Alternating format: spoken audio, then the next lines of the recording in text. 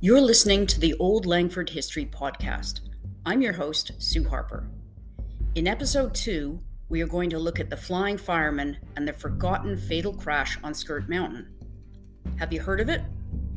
Well, in 1967, the tragic event of the Flying Firemen rocked the people of Langford and Vancouver Island.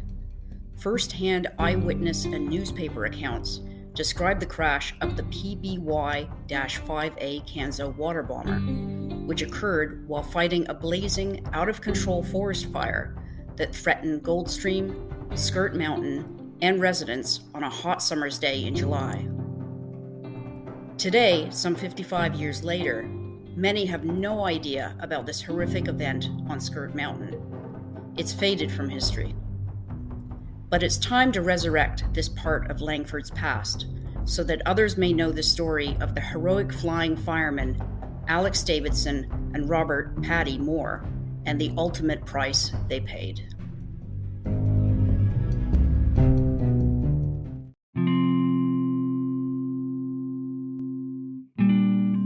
Before I get into the events of that tragic day, I would like to acknowledge the families of Alex Davidson and Robert Moore. Although time has gone by, the loss and void left by their deaths still must be felt. On behalf of myself and listeners of this podcast, our deepest condolences to the families of Alex and Robert.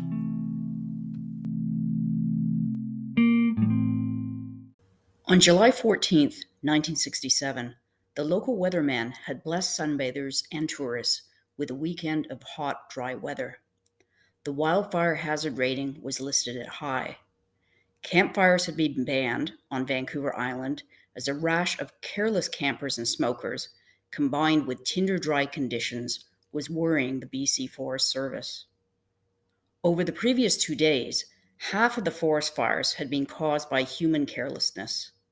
There were appeals for extreme caution. The stage had been set. By the end of the weekend, there would be 178 fires burning in the Vancouver district, with 280 active fires burning in all of BC, 89 of which had been sparked over a mere 48 hours. On Sunday, July 16th, at about 4:30 p.m., the Flying Firemen, owned by Alex Davidson and stationed at the Victoria International Airport, got an urgent call. A blaze had erupted on Skirt Mountain near Goldstream Park. The use of water bombers to fight forest fires was a relatively new practice in 1967. The huge, well-known Martin Mars water bombers had been put out into service in BC by a consortium of logging companies in the late 1950s to protect the timberlands of Vancouver Island. The BC Forest Service did not have water bombers of their own, so when needed would enlist the help of private companies to help fight forest fires. It was, and still is, an extremely dangerous job. Alex Davidson was a skilled pilot. Born in Edmonton, Alberta on July 21, 1923, during World War II, he was a test pilot and trainer on Spitfires and Hurricanes, two British single-seat fighter aircraft that were used by the Royal Air Force and other Allied countries. After the war, Davidson moved to Victoria, where he continued his aviation love by training others on Harvard's, a single-engine advanced trainer aircraft. It was the aircraft of choice to help potential new pilots with their basic flight training. Its performance, advanced cockpit layout, and agile handling made it an ideal stepping stone towards a pilot's more advanced training phases. Davidson also worked for Ferry Aviation as a test pilot. This was the same company that undertook the conversion of the Martin Mars flying boats to water-bearing firefighters. In 1965, Davidson started his own company, purchasing and converting two PBY-5A Cansos into water bombers based out of the Victoria Airport. During World War II, the Cansos were used in coastal patrols, convoy protection, and submarine hunting. The Canso towered 18 feet 10 inches above the cement and had a 104-foot wingspan. Modifications included an internal 1,000-gallon water tank, which was filled through a ventral probe while smacking across a water body for 16 seconds. A two-pilot crew would release the 8,000-pound load from 100 feet via a button on the aircraft's triple-spoke control wheel. Hydraulic pressure secured the rectangular drop doors in less than a second. In 1966, Davidson bought a third Canso and recruited Robert "Paddy" Moore, a fellow World War II ace and test pilot based in Nova Scotia, to join his company the following year. Moore had been in the province for 10 weeks and in Canada for 13 years. He was born in Northern Ireland, October 7th, 1921, and at the time Davidson hired him, he'd been a pilot for 26 years. On Sunday, July 16th, at about 4:30 p.m. in the afternoon, Davidson got an urgent call from the BC Fire Service. An intense fire near the intersection of the Trans-Canada Highway and Goldstream had ignited at about 4 p.m. on Skirt Mountain. A brisk and unfavorable wind, tinder-dry forest conditions, steep slope, and proximity to the Trans-Canada Highway was complicating the task of the 120 ground firefighters that had been called in. They needed support from water bombers as the out-of-control forest fire was spreading fast. At the Victoria Airport, Davidson and the others sprang into action. Thomas Swanson was the regular co-pilot for the Canso No. 2, but by the time he removed the wheel locks, Alex Davidson, the captain, had boarded the aircraft. "We'll take Paddy one more time, Tom," Alex told him. Those were probably the last words anyone on the ground heard Alex say. "I watched them as they warmed up the engines and took off," Swanson said as part of his statement at the inquest. Robert Moore, Paddy to his friends, had been stationed in Prince George and had come to Victoria to train with Davidson before taking the captain's job on a new aircraft. With traffic at a standstill, crowds gathered to watch the Canso and its fight against the fire. At approximately 6:30 p.m., when the Canso was making another run, tragedy struck. Hundreds of eyes were trained in stunned horror as they watched events unfold.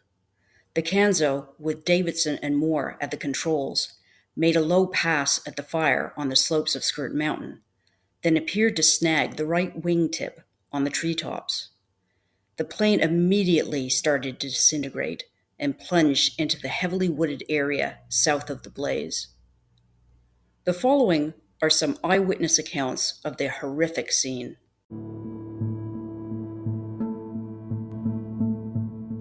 Witness David Smith. I was a skinny 16-year-old with a water tank on my back. This was my first fire and the first drop I had witnessed from a Canso. As the plane roared overhead, I saw the wings strike a tree, and the end of it tumbled through the air just like a sheet of plywood. The engines roared, and I thought for a minute that somehow the crew was going to be okay. Then came the sickening crash and fireball. I told the ranger, the bomber crashed," but he didn't see it and said, "Nah, they always come in that low." I remember that every time I drive by.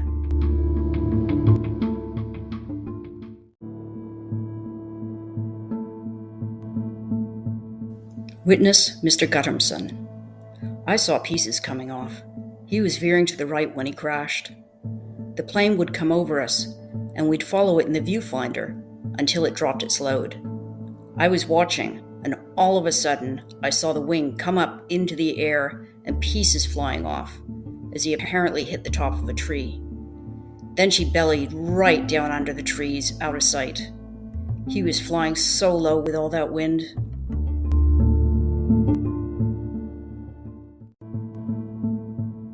An anonymous witness. I was driving up island with my family to go to the Malahat restaurant that day. I saw the entire accident and the massive fireball afterwards.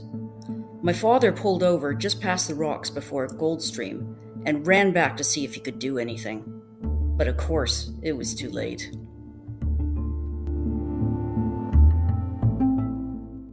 The Canso had exploded on impact, hurling bits of wreckage over a wide area and causing a second fire. Pilot Alex Davidson, 43, and co-pilot Robert Moore, 45, were killed instantly in the 6:50 p.m. crash. The bodies of Davidson and Moore were not recovered until the next day, Monday, when a team of volunteers brought them out along a trail leading to the Goldstream garage at 2892 Trans-Canada Highway near the crash site. The fire itself was largely contained by Monday night, and forestry officials had high praise for the volunteer firefighters. But the loss of Davidson and Moore was felt throughout the community. The tragedy and figuring out its cause was in the news for months afterwards. The funeral for Alex Davidson and Robert Moore took place on the following Thursday. It was decided that it would be a double service, held at the Sands Chapel in Sydney, conducted by Canon F. Vaughan Birch. They both left behind wives, Marjorie Ida Lewis, Davidson, and Kathy McGovick, Moore. Test pilots came as far away as from England and Africa for the service. The death certificates, available through BC Archives, both listed cause of death as died of serious traumatic injuries, fractures of bones, damage and torn vital organs, fourth-degree burns as a result of the air crash. Their deaths were virtually instantaneous. An inquest was immediately opened to discover the cause of the crash. It ruled on September 13, 1967, that the aircraft hit a tree with the wing, causing the wing to come off and the plane to crash. The Department of Transportation also held an inquiry into the crash. It is here that some further details can be found. A certificate of airworthiness had been issued for the aircraft, and there was no evidence that any fault existed in the engines, airframe, or controls at the time of the accident. The pilot, Davidson, had a commercial pilot license and had accumulated a total of 10,300 hours flying experience, which included more than 500 hours in the Canso.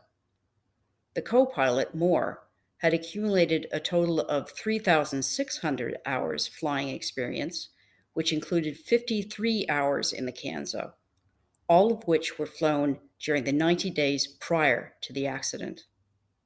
The accident was at 900 feet above sea level, in mountainous and heavily treed terrain. The surface is rocky, and trees rise to a height of 150 feet above the ground. Along the established flight path of the aircraft, the terrain slopes upward at an angle of approximately 20 degrees. On what proved to be the final run, the aircraft was flown over the fire, the water was dropped, and a turn to the right was initiated. During this turn, the left wing separated from the aircraft, which went struck the side of the mountain. The main wreckage came to a rest at an altitude of 265 feet, higher than where the physical evidence indicated the aircraft had struck trees. Probable cause was listed as misjudgment of altitude. 55 years later, remnants of the wreckage have slowly disappeared through people taking parts, even though tampering with an old plane wreck is prohibited by the province's Heritage Conservation Act, vegetation regrowing over the site, and encroachment of development. In 2009, the Skirt Mountain crash site was included in the BC Archaeology Branch's database of protected heritage sites. But whether it has also been officially protected by the city of Langford is unknown. I have tried to contact them, but they have never responded. The site is difficult to find, with no paths or markers to the site, and it is unknown if it even still exists. There is no known effort to preserve the site, and no plaque recounting the event and deaths of Alex Davidson and Robert "Paddy" Moore has been erected. Fighting fires with the use of water bombers has changed a lot from the days of Davidson and Moore. It must be remembered that in 1967, pilots flew literally by the seat of their pants, relying on their skills, training, and eyes. There was very little technology in the cockpit. Today, BC Wildfire Service now deploys fixed-wing planes or helicopters to assist with fighting forest fires. Their air tankers usually fly in groups of up to 4 aircraft with a combined capacity of up to 16,000 liters of fire retardant. They are led by bird dog planes that direct the air tankers to effective drop locations for their load. The Wildfire Service and the people of BC owe a great deal of respect and appreciation to those early and present-day pilots. They risk their lives every time they jump into the cockpit, answering the call, just as Alex Davidson and Robert Moore of the Victoria Flying Firemen did on July 16, 1967. I hope you have enjoyed listening to this podcast and have learned a bit more about Langford and its history. I'm working hard to research and create the next episode. If you like, maybe increase my productivity by considering buying me a coffee so I can get a buzz on, through a link you can find in the podcast description. In the meantime, stop by the website, and if you enjoyed the podcast, also consider helping spread the word by sharing it with your friends, following the podcast on social media, or rating it on your favorite podcast app. Thanks again for your support, and until next time, thanks for listening to the Old Langford History Podcast.